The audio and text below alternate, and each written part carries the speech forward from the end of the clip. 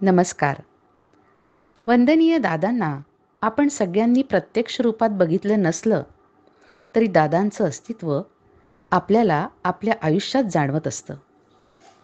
प्रत्यक्षपणे आपल्याला हळूवार जो आनंद देत असतो, तो वारा आपल्याला दिसत नसला तरी त्या वाऱ्याची झुळूक आपल्याला जाणवते.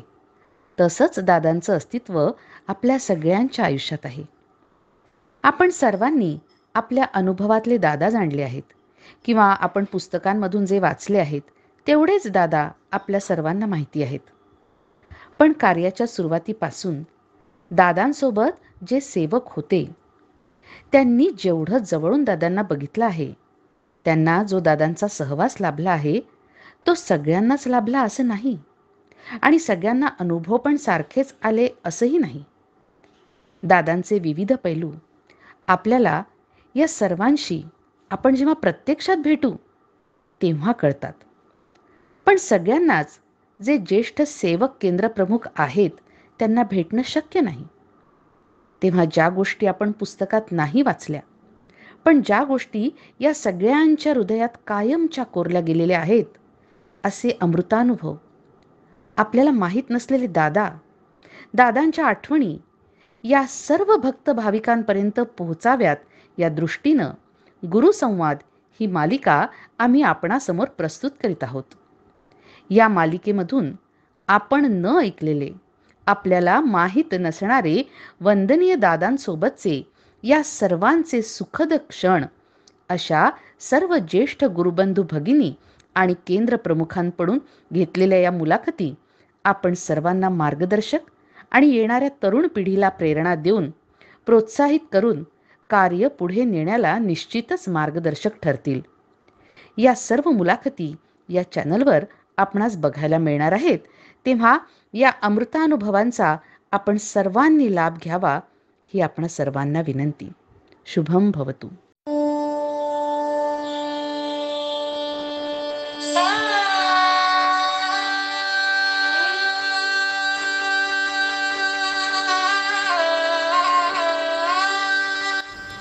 आपण पाहत आहात ही नाशिक केंद्राची वास्तू आहे.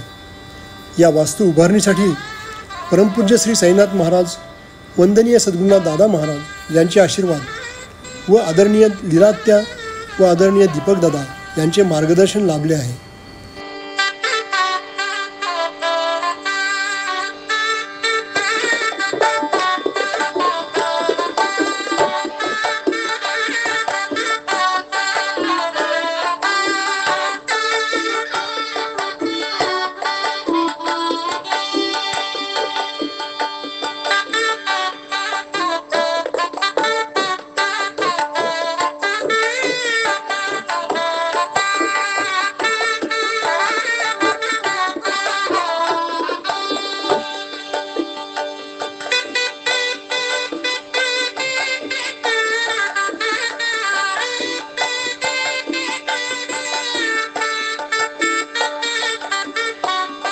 आदरणीय दीपकदादांनी या वास्तूला साई प्रासाद असे नाव दिले.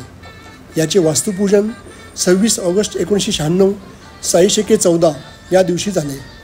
या वास्तूची बाह्यरचना ही वंदनीय दादांनी उभारलेल्या पुण्यातील द्वारकामाईशी साधारण मिळतीजुळती आहे.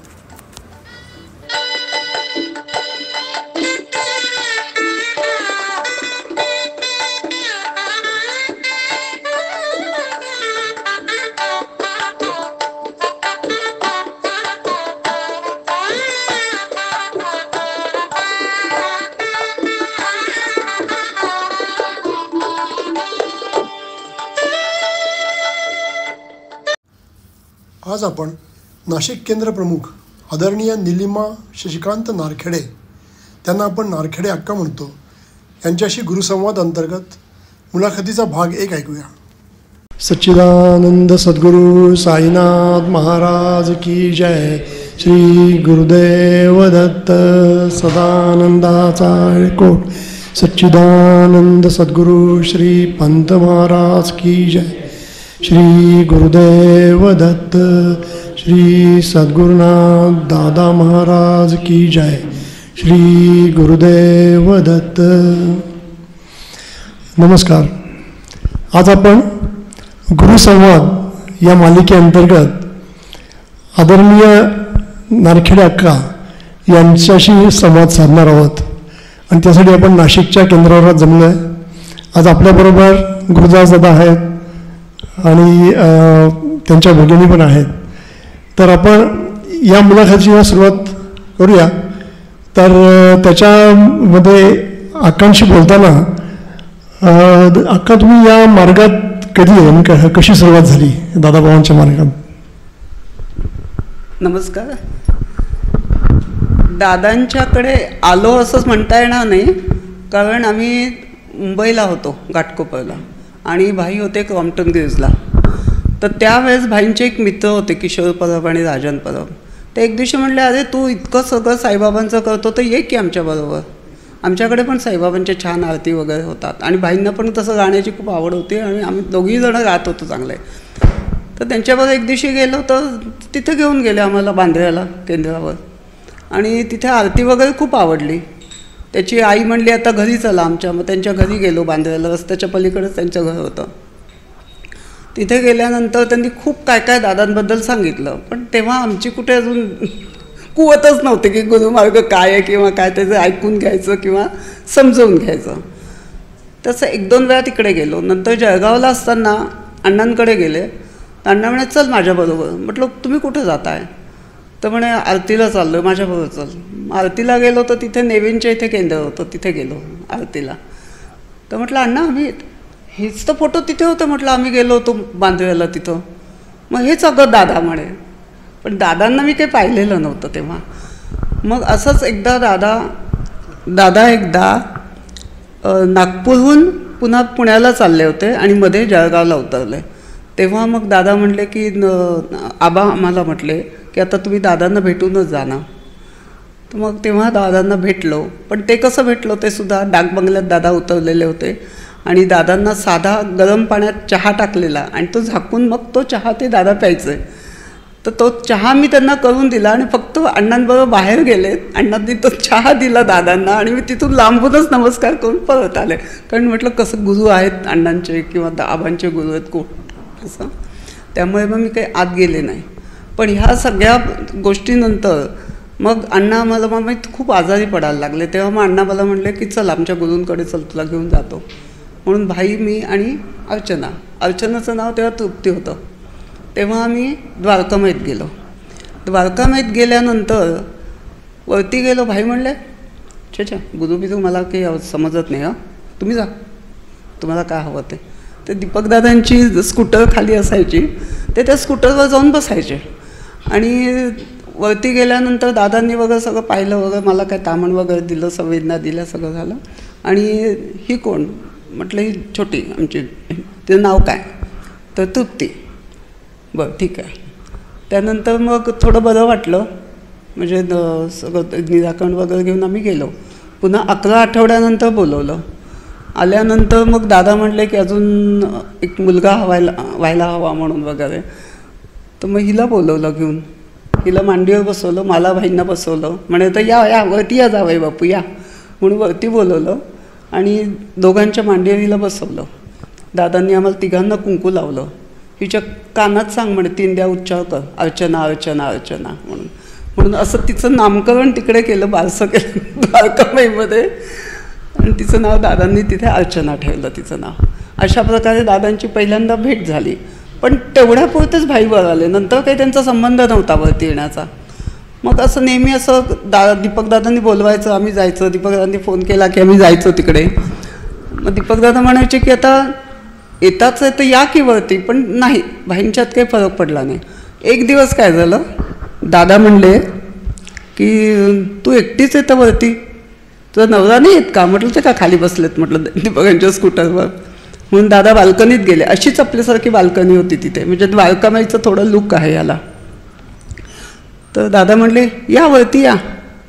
नाही मी इथेच चांगला आहे. अहो म्हणे तुम्ही रुपालीमध्ये जाऊन वडा सांबार खाऊन आलायत, आमच्या अन्नपूर्णाबाईंच्या हातचं उपीट तरी खाऊन बघा. म्हणे बरं येतो म्हणून. पण ते वर आले नाहीत, खालीच आले चहाला आणि ह्याच्यासाठी. ते झाल्यानंतर मग मला म्हणे आतमध्ये द्वारकामाईच्या इथे आतमध्येच किचनच्या बाजूला एक मोठी रूम आहे, तिथे मोठं डायनिंग टेबल आहे, सगळेजण तिथे बसलो. दादा म्हणे हिचा चहा कुठं आहे? म्हटलं मी नाही चहा पित, मला ते आवडत नाही म्हटलं चहा वगैरे. दादा म्हणले बशी घेऊन ये म्हणून कोणाला तरी सांगितलं, बशी आणून दिली. बशी आणल्यानंतर दादांनी आपला चहा बशीत ओतला अर्धा आणि माझ्यासमोर कप घेतला. हे पी. म्हटलं कपाने? मला सवय नाही म्हटलं गरम बिरम असं पीत बसायची. म्हटलं मला आवडत नाही चहा प्यायला. दादा म्हणले तू मरतेस का मी बघतो ना म्हणे, तू चहा तर पी. आणि स्वतः मस्त बशीने चहा प्यायला लागले. बघ म्हणे कसं मजा येते म्हणे बशीने फुटून चहा प्यायला, अगदी मजा येते म्हणे. मग म्हटलं मला का नाही बशी दिली, तू कपाने पी. आणि अक्षरशः सांगते त्या दिवशी मी प्रथम चहाचं तोंड लावलं, पण तो मला चहा लागला नाही. म्हणजे जे चहाची कपसुद्धा बाजूला असता तर वास येतो तो सुद्धा मला सहन होत नव्हता. पण मला अजिबात तो चहा लागलाच नाही. काय ते अमृत प्याले मला आजपर्यंत माहिती नाही, पण छान वाटलं त्या दिवशी मला.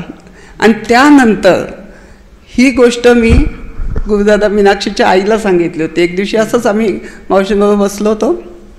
आई म्हणे अगं तू का नाही चहा पित? म्हटलं आई असं असं झालं होतं.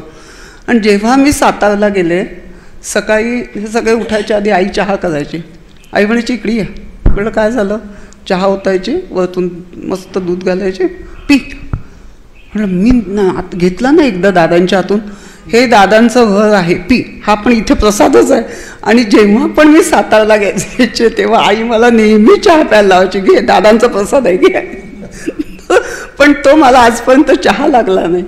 खूप छान लागायचं जे काय पित होते ते चहा न लागता काहीतरी छान काहीतरी मला आनंद व्हायचा ते पिण्यासाठी. पण त्यानंतर माझी इच्छा होत नाही कधी चहा प्यायची.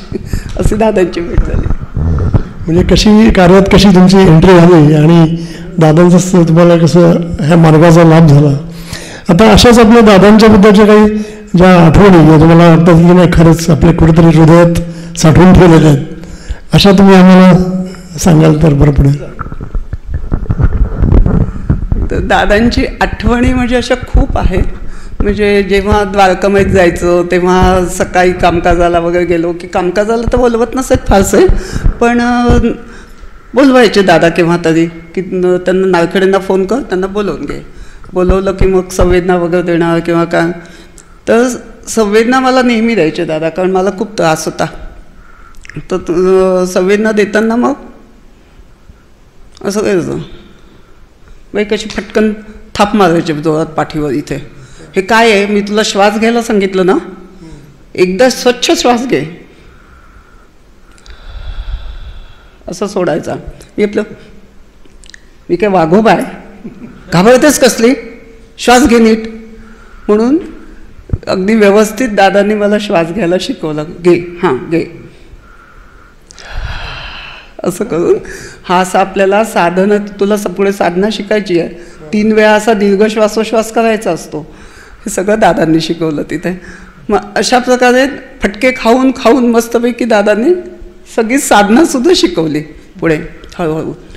ते सगळं झाल्यानंतर एक दिवशी म्हणले की तू गुरुपौर्णिमेला नाही दिसली यावेळेस. म्हटलं नाही दादा अडचण होते. मग जावई नाही आले का? म्हटलं नाही. ते म्हणलं की आता कशाला जाऊ, मी तुला नाही तर. मग दादा बाल्कनीत गेले, जावई बापू या वरती या. वरती आल्यानंतर म्हणे काय जाय म्हणे तू आला नाहीस यावेळेस. तर म्हणे हिची अडचण होती. मग तिची अडचण होती तर ती घरी आली असती ना, तुला यायला का होत होतं. तर म्हणे की मग तुझा वाढदिवस आहे म्हणे आज कळलं. हो हो म्हणे वाढदिवस आहे. मग हे पेढे तिच्या हाती कशाला पाठवले, तू द्यायचेस ना. मग दीपकांना बोलवलं, दीपक घेऊन दे सगळं, दे त्याला पैसे दे. म्हणून बाईंनी खिशातनं 100ची नोट काढून दिली. हो यात येईल म्हणे सगळं. मग दीपकदा जाऊन नारळ हार वगैरे सगळं घेऊन आले. मग आता गुरुपूजन कोण करेल, बसा. म्हणून समोर बसून दादांनी भाईंना शिकवलं की बा आता तू मला कुंकू लाव, आता मला हार घाल, आता मला फूल दे, आता मला पेढा दे. असं करून दादांनी गुरुपूजन करून घेतलं भाईंकडनं. आम्ही सगळ्यांनी नमस्कार वगैरे केला. मग दादांनी एक पेढा घेतला, त्यातला थोडासा आपण एवढासा खाल्ला आणि बाकी सगळ्यांना थोडा थोडा दिला आम्हाला सगळ्यांना. आणि म्हणे आता वाटून दे सगळ्यांना. तर दादा म्हणले की उद्या काय, म्हटलं दादा तुम्ही एवढासा का घेतला. दादा म्हटले डॉक्टरांनी काही बंद करता कामा नाही. गोड खाऊ नको, तिखट खाऊ नको, ऑइली खाऊ नको, सगळं थोडं थोडं खायचं म्हणे, पण सगळं बंद करता कामा नाही म्हणे. तेव्हा मग असं भाईंना वाईट वाटलं की म्हणे आपण तर किती आपलं शुगर असताना आपण भरपूर पेढे बिडे खातो, सगळं खातो. आणि दादा म्हणतात की सगळं थोडं थोडं खायचं, बंद काही करता कामा नाही डॉक्टरांनी. अशा प्रकारे भाईंची तिथे एंट्री झाली. मग म्हणे आता काय झालं, तू काय येत नाही सांग बरं मला म्हणे काम.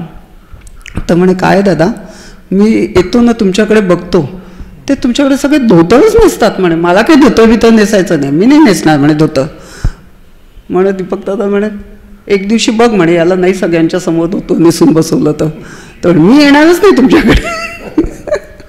जेव्हा ही वास्तू झाली तेव्हा दीपकांनी जेव्हा बोलायला उभे राहिले तेव्हा म्हणे कुणाला माहिती आहे का की असा असा किस्सा झाला होता की त्याच्यानंतर 10 वर्षामध्ये भाईंना एक केंद्रप्रमुख म्हणून आणि धोतर नेसून समोर बसायला लागेल हे दादांनी तेव्हा ओळखलं होतं 10 वर्षापूर्वी. हो हो हो भाईंच्याकडनं जगदीश भाई वगैरे सगळे धोतर नेसायला शिकले, तिथले सेवक वगैरे सगळे. अशा प्रकारे दादांनी बोलवून त्यांना ते तयार केलं. हळूहळू मग त्यांना आवड निर्माण झाली. आणि मग एक दिवशी संध्याकाळी दीपकदादा म्हणे की आज थांबा, संध्याकाळी मुलाखत आहेच. थांबलो.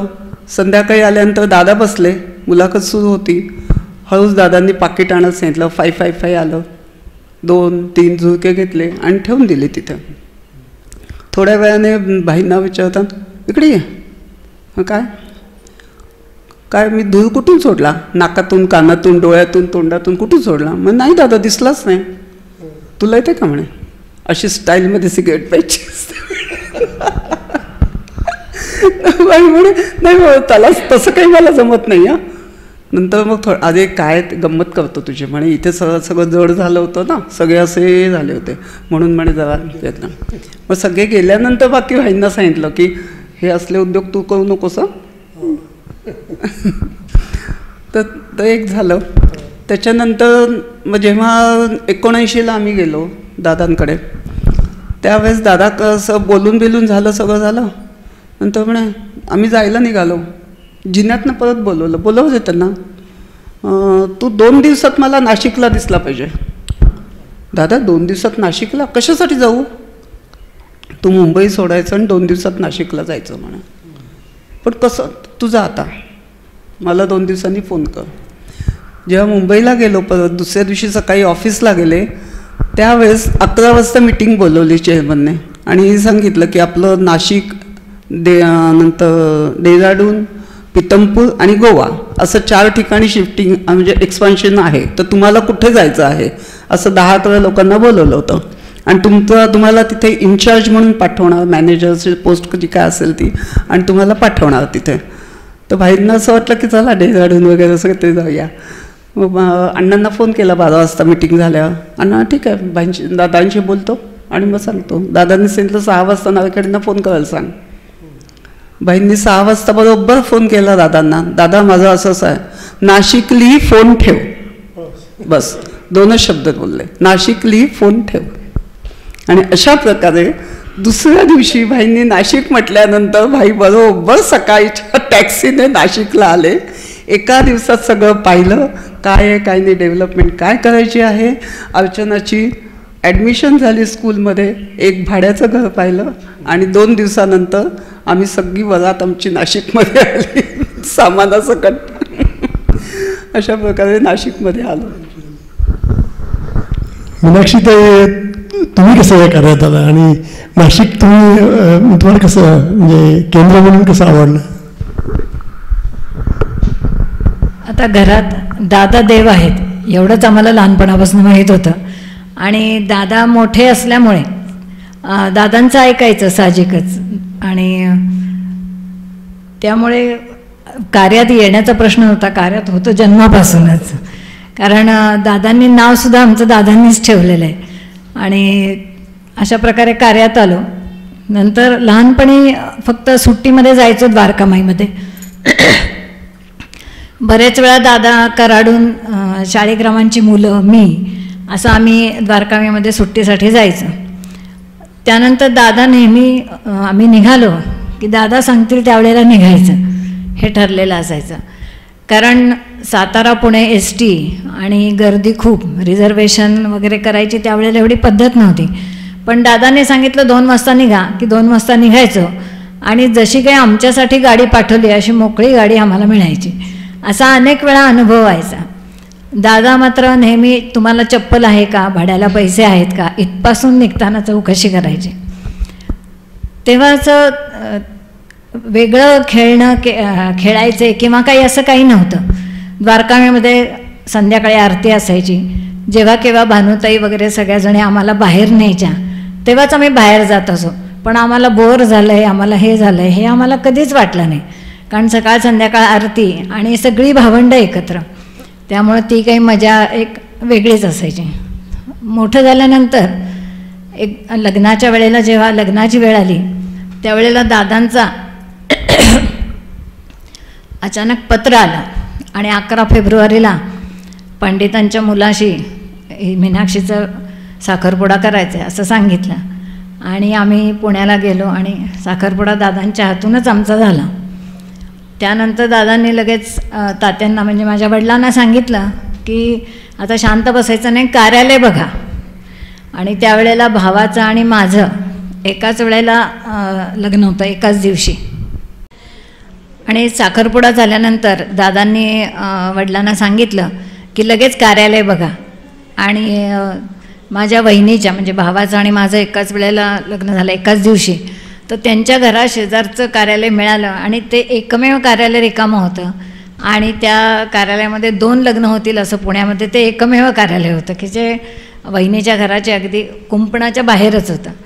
म्हणजे दादांनी सांगितलं त्याप्रमाणे जे काही आपल्या त्या मनात होतं ते सगळं झालं. त्यानंतर लग्नानंतर मिस्टरांनी CA केलं आणि मी पण मला दर्शनाला मी गेले होते त्यावेळेला सांगितलं B.Ed कर. तर B.Ed आमच्या अख्ख्या खानदानात कोणी शिक्षक नव्हतं, त्यामुळं शिक्षक काही व्हायचं आहे असं कधी मनातही नव्हतं. पण आता दादांनी सांगितलं आहे म्हणजे ते रुखरुख मनामध्ये दुसरं काही करण्याची इच्छाच नाही, दादांनी सांगितलं आहे.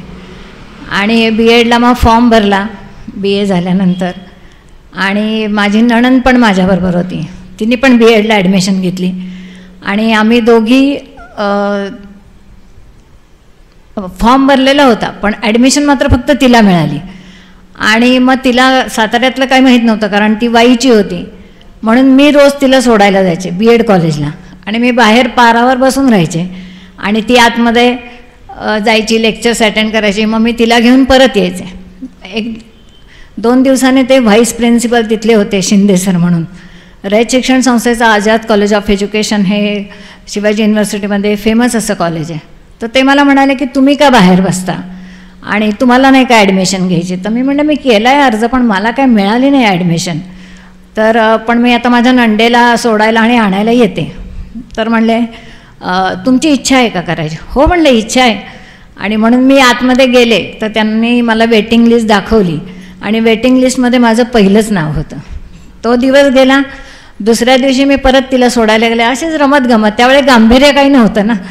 आणि मग ते परत बाहेर आले. मला म्हणाले की हे बघा म्हणे मला असं वाटते की तुम्हाला ॲडमिशन द्यावी पण बारामतीहून शरद पवारांची चिठ्ठी घेऊन एक मुलगा आला आहे आणि मला त्याला पण ॲडमिशन द्यायची तर काय करू. म्हटलं तुमची इच्छा. पण मग ते आतमध्ये गेले, प्राचार्यांशी चर्चा केली आणि त्यांनी ते म्हणले नाही मला तुम्हाला ॲडमिशन द्यायची. आणि मग त्यांनी मला ॲडमिशन दिली. मग आम्ही ॲडमिशन घेतल्यानंतर म्हणजे गुरूंचा शब्द तुम्हाला कसा गौरव प्राप्त करून देतो हे लक्षात येतं. त्यानंतर अभ्यास भरपूर केला. नेमका तो 52 दिवसाचा संप प्रोफेसरांचा होता तो त्या काळात झाला. पण घरी आमचं एकत्र कुटुंब होतं, 10 माणसं होती, म्हणून मी कॉलेजमध्ये जाऊन बसायचे संप होता तरी आणि एकटीच अभ्यास करत बसायचे. कोणी प्राध्यापक येत नव्हते किंवा काही नाही. आणि त्याच्यामध्ये पहिल्या 10मध्ये आम्ही आलो, मी आणि ती माझी नणंद दोघी. आणि मग आम्हाला दोघींना सगळी सवलत होती म्हणजे लायब्ररीमध्ये कधीही या कधीही जा कोणती पुस्तकं. आणि त्यानंतर पुन्हा वार्षिक परीक्षा झाली आणि इंटरनल वगैरे सगळं काम चांगलं होतं. तर पहिल्या 5मध्ये माझा युनिव्हर्सिटीमध्ये नंबर आला. आणि मी रिझल्ट विचारायला गेले होते, तर त्यावेळी त्यांनी सांगितलं की तुम्ही काही काळजी करू नका, तुम्ही मेरिटच्या आहात. आणि आश्चर्य वाटलं, कारण एवढे घरी लोक अभ्यास करायचा कसं काय होणार, पण गुरूंचा शब्द होता, तो श्रद्धा होती. त्यावेळेला अगदी आमचा खूप अनुभव आहे वगैरे असं काही नाही, पण दादांनी सांगितले इथपर्यंतच होतं. त्यानंतर नोकरी रिझल्ट लागायच्या आधीच 3 चांगल्या नोकऱ्या आलेल्या होत्या, परंतु दादांच्याच कृपेने ब्रह्मेंद्र स्वामी हायस्कूल धावडशी इथे जे हायस्कूल स्थापन केलं होतं तिथे मी सर्व्हिस करायची ठरवली. की जेव्हा हिंगणे स्त्री शिक्षण संस्था, रयत शिक्षण संस्था यांची ग्रँटेडची मला ऑफर आली होती, पण म्हटलं ज्या गुरूंच्या कृपेने आपण हे प्राप्त केले त्या आपण ब्रह्मेंद्र स्वामी हायस्कूलमध्ये नोकरी करूया, दादांच्या गावीच धावडशीला. आणि तिथे नोकरी सुरू झाली. वर्ष झालं मग आमचं नाशिकला यायचं ठरलं. नाशिकला म्हणजे गरवारेमध्ये नोकरी लागली मिस्टरांना. त्याच वेळेला किर्लोस्करमध्ये पण लागली, आणि किर्लोस्करमध्ये तर आम्हाला फ्लॅटची चावी दिली, आणि कराडला होती ती नोकरी. आणि मिस्टरांनी फोन केला दादांना की दोन्हीकडची चांगली अपॉर्च्युनिटी आहे. तो फोन दादांनी ऐकून घ्यायच्या आधीच दीपकदादा शेजारी बसले होते, त्यांनी सांगितलं प्रसादचा फोन आला आणि त्याला सांग नाशिक नाशिक नाशिक. परत आम्हाला वाटलं की बाबा इतकी एवढी जवळ सोय आहे, पण आता नाशिक तर मला परदेशासारखंच होतं. पण मग पुन्हा फोन केला तरी पुन्हा दादांनी तेच सांगितलं की नाशिक सांग, त्याला नाशिकला जायला सांग. आणि अशा प्रकारे आम्ही नाशिकला आलो, आणि मग इथलं कामकाज सुरू झालं. आल्यानंतर लगेचच मला नोकरी मिळाली शाळेमध्ये, काही वेटिंग करायला लागलं नाही. आणि तिथे एका शिक्षकापासून ते एका प्राचार्यापर्यंत, त्यानंतर पूर्ण संस्थेची कोऑर्डिनेटर म्हणून, आणि त्याच संस्थेमध्ये आज मी ट्रस्टी म्हणून काम करत आहे. हा जो प्रवास आहे, हा प्रवास केवळ गुरुकृपेशिवाय शक्य नाही, हे याची जाणीव मात्र आहे. धन्यवाद मीनाक्षीताई. मीनाक्षीताई या दादांच्याच कुटुंबातले भाग आहेत, त्यांची पत्नी आहे आणि गुरुदासच्या बहीण. त्यामुळे त्यांच्यातला तो म्हणजे त्यांनी जे काही नोकरीबद्दल आणि नाशिकला कसे आले तो एक अनुभव छान सांगितला. तर अक्का जसं वंदनीय दादांनी भक्त भावकांशी जे संवाद केला आणि त्यांच्याबरोबर जे इंटरॅक्शन झालं, त्यातून जे मार्गदर्शन केलं, सोपं मार्गदर्शन आणि बोधामृत, तर त्या संबंधी तुम्ही काय सांगू शकाल?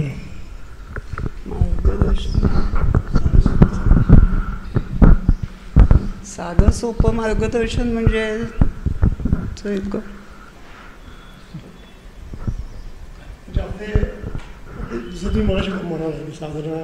कुठलं एकदम सोप्या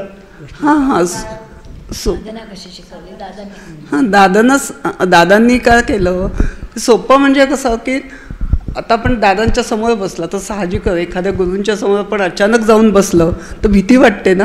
दादा म्हणजे घाबरायचं नाही, कसं शिकायचं, म्हणून श्वास घेऊन दाखवायचे. असं श्वास घे, असा पूर्ण श्वास भरायचा, अर्धा सेकंद थांबायचं, 10 सेकंद तोंडाने सोडायचं. त्याच्यानंतर दादांनी काय सांगितलं की न्यासाच्या वेळेससुद्धा त्यांनी असं शिकवलं, असे हात ठेवतात. हे भगवान, दादा म्हणे अरे आता मी एवढा समोर असताना कसलं तुम्हाला कष्ट पडतं, हे भगवान इथे. म्हणून त्यांनी शिस्त लावली.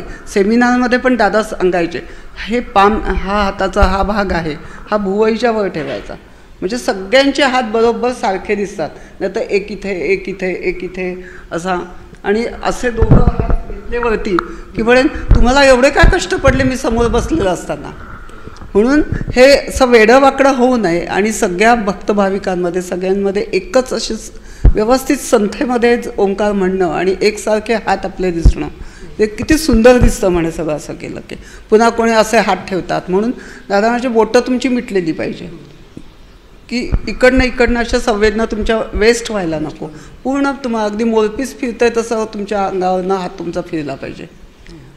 असं दादा अगदी बारीक सारीक अगदी इतके बारकावे दादांनी मला बसून शिकवले. त्याच्यामुळे काय होतं, कोणीतरी असं वेडंवाकडं करायला गेलं की मग मला असं वाटतं की अरे मी सांगते ते ऐक ना बाबा, कारण मला जे सांगितलं दादांनी जे शिकवलं ते मला असं वाटतं मी सगळ्यांना द्यावं, सगळ्यांनी तसं करावं, म्हणजे दादांनाच आनंद होईल ना. आज त्यांनी आपल्यासाठी एवढं आयुष्य वेचलेलं आहे, तर त्यांनी जी शिकवण आपल्याला दिली आहे त्या शिकवणीतनंच आपण जर का आपण नीट वागलो तर आपल्याकडे बघून येणारा नवीन वर्ग वागेल. आपणच जर का आज असे हात असे वेडं वाकडं केलं तर नवीन पिढी जी कशी येईल ती पण आपल्याकडे बघून असंच काहीतरी करेल. म्हणून मी सतत सांगत असते की असं काही करू नका. दादांनी शिकवलं आहे, दादांनी मला सांगितलेलं आहे, स्वतः शिकवलं आहे, तसं तुम्ही करा. आणि मग आपण जे काय करतो आहे त्याच्यातनं आनंद मिळायला पाहिजे ना. नंतर दादा म्हणले की आता तुम्ही आरती सुरू करा 90 साली. आता आरती सुरू करा म्हणजे काय करा, तर म्हणजे जेवढे लोक आपले आहेत तेवढ्यांचे पत्ते दिले, फोन केले दादांनी. मीनाक्षी इथे आलेलीच होती.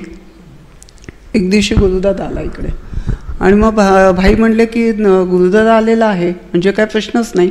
मग दीपकाने सांगितलं की गुरु आज तिकडे आलेला आहे.